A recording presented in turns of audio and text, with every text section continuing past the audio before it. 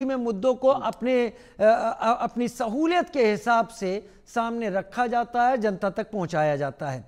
लेकिन जो कुछ विजय रैली में कहा गया, मेरा मानना है कि राज ठाकरे और उद्धव ठाकरे इतने बड़े नेता हैं कि अगर वो स्पष्ट तौर पर भी कुछ ना कहे, उनके इशारे को उनका कार्यकर्ता समझता है और पकड़ता भी है। कार्यकर्ताओं को नेता का इशारा काफी होता है। क्या हिंसा करना या हिंसा के लिए उकसाना कानूनन अपराध है, ये हमारी राजनीतिक पार्टियां भूल गई हैं विक्रम भाई? राजीव जी, देखिए, हमारे जितने भी राज्य हैं सारे भाषा के आधार पे बने हुए हैं। अगर वहां पे आप किसी जबरदस्ती कोई और भाषा थोपते हो छोटे बच्चों पे, पहली से पांचवी तक आप अगर तीन तीन भाषा अगर वो कर देंगे तो बच्चों के ऊपर एक बोझ ही आप बाद में भी कर सकते हो।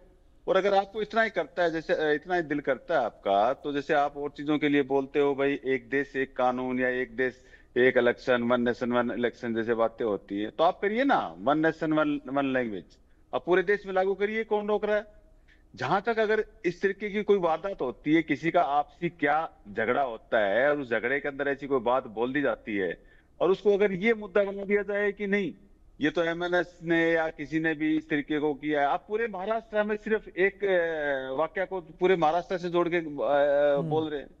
या तो अगर कोई ऊपर से आदेश हो गए हुए पूरे महाराष्ट्र में एक आंदोलन छिड़ जाए कि किस प्रकार से भाई सारे कार्यकर्ता बाहर आकर के और सड़कों पे उतर के ऐसी बातें करें, तब आप बोल सकते हो। अब किसी विवाद को आप इस तरीके से ऐसा रंग देना, भाई सरकार इनकी है, ये कार्रवाई करें। अगर ऐसा कुछ होता तो ये लाते सामने उस चीज को, भाई इसकी जड़ तक पहुंच के जांच करनी चाहिए कि भाई ये कौन थे कौन नहीं थे। जो पीड़ित थे उनको मिलना चाहिए, उनको राज ठाकरे से मिलना चाहिए, उद्धव ठाकरे से मिलना चाहिए, हमारे नेताओं से मिलना चाहिए ना। तो ये सारी चीजें कहीं न कहीं मैं समझता हूं कि ये सिर्फ प्रोपगंडा है और ऐसी चीजें कर करके दूसरे को बदनाम करना है, करने वाली बात है इसमें। इसमें कहीं पे भी अगर आपको लगता है आप पूरे देश में करिए, आप पूरे देश में वन नेशन वन लैंग्वेज करिए, हिंदी पूरे देश में लागू करिए, कौन रोक रहा है। आप एक ही राज्य को टारगेट क्यों करते हो? और देखिए, इसमें कहीं ना कहीं सिर्फ यही चीज इसमें लगती है कि भाई किसी तरीके से जैसे किसी की संस्कृति मिटाने का काम किया जा रहा हो।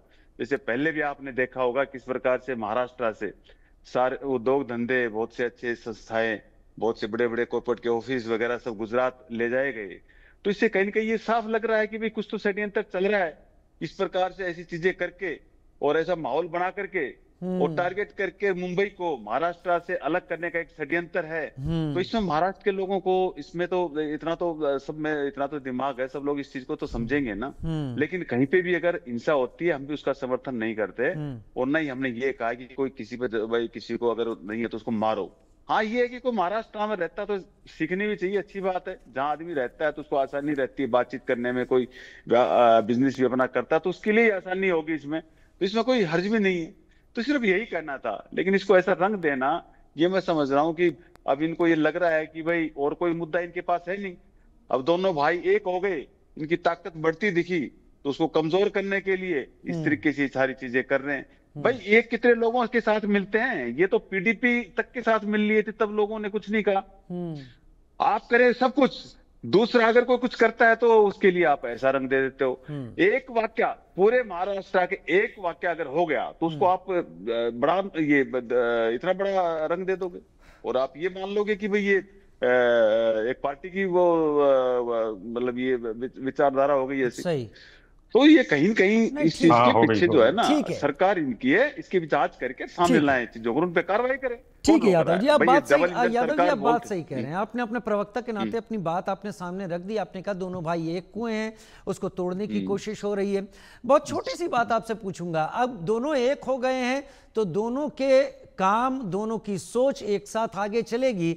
तो साथ में अगर बैठे राज ठाकरे ये कहते हैं कि अगर कोई मराठी ना बोले तो समझाओ और ना समझे नाटक करे तो कान के नीचे लगाओ, और वो चीजें दिखी भी हैं तस्वीरों में, ये एक लाइन हो सकती है लेकिन मनसे के बहुत सारे कार्यकर्ताओं के लिए एक ऐसा ब्रह्म वाक्य हो जाता है कि इसका इस्तेमाल वो किसी पे भी कर सकते हैं और हुआ है। क्या आप इसको खारिज करेंगे कि ये चीज गलत है? देखिए राजीव जी, इस चीज का मतलब यही है, कुछ लोग इस चीज में ड्रामा करते हैं। जैसे अभी भी कोई ये कह रहा था कि मेरे को मैं मराठी नहीं बोलूंगा, मेरे को चाहे जो मर्जी करो। तो आपको ऐसे कहने की क्या जरूरत है? आप मुझे बताइए, अगर आप जब बात हो गई कि भाई कोई नहीं बोलना चाहता तो किसी के साथ नहीं, लेकिन उसके बीच में जैसे इस तरीके के लोग सामने आते हैं। अभी एक नाम था, मैं नाम मेरे को ध्यान नहीं, वो उसने बाकायदा मीडिया के आगे आके और ऐसे वो जोर जोर से बोल रहा था कि मैं मराठी नहीं सीखूंगा, मैं मराठी नहीं सीखूं। मतलब इस तरीके की बात करने की क्या जरूरत है? भाई आप नहीं सीखे मत सीखिए, लेकिन इस तरीके का आप माहौल बना रहे हो ताकि कोई सीखना चाह रहे हो उसके लिए भी आप मतलब ये बात उसको भी ये मैसेज देना चाह रहे हो।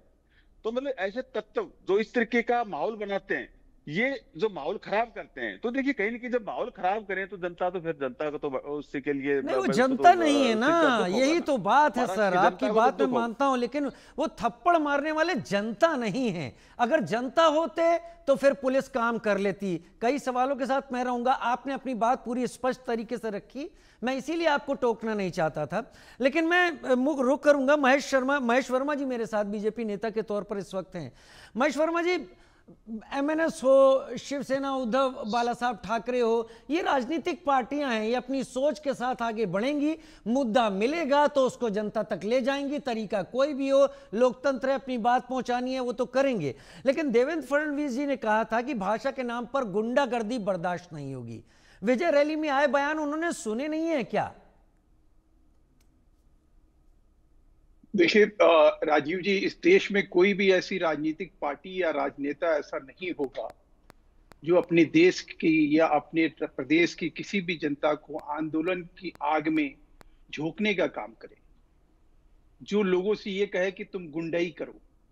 और वो भी ऐसा नेता, ऐसा व्यक्ति जो इसी को 2020 में पुण्य समझ के अपनाता है, स्वीकार करता है। एज ए मुख्यमंत्री के रूप में उद्धव ठाकरे ने बकायदा एक रघुनाथ माशेलकर कमेटी बनाई और 2022 में इसी हिंदी को स्वीकार करने की उनकी कैबिनेट ने स्वीकृति प्रदान की। आखिर में तब ये राज ठाकरे कहां थे? शरद पवार कहां थे? कांग्रेस ने इसको क्यों नहीं विरोध किया? कांग्रेस आज भी जो है अपने तीनों राज्यों में, जहां झारखंड सहित 4 राज्य हैं जहां पे नई शिक्षा नीति